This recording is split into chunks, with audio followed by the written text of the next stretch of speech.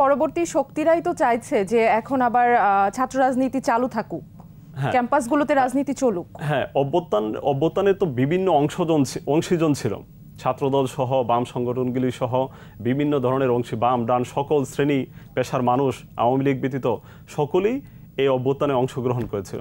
এর মধ্যে বৃহৎ অংশ ছাত্র রাজনীতির পক্ষে, এবং আমরা দেখেছি মানে একটি যে ৭১-এর একটি পরাজিত গোষ্ঠী যাদের অন্ধকারে রাজনৈতিক চর্চার একটি অভ্যাস আছে, তারা চায় যে কেবল তারা অন্ধকারে থেকেই আপনার বিকশিত হতে, তাদের সংগঠনকে বিকশিত করতে।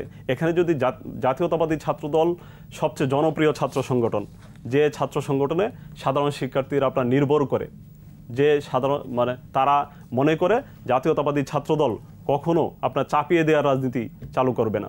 বাংলাদেশ জাতীয়তাবাদী ছাত্রদল মানুষের যে গণতান্ত্রিক চর্চার জায়গায় আপনার বৃহৎ সুযোগ সৃষ্টি করে দিতে চায়।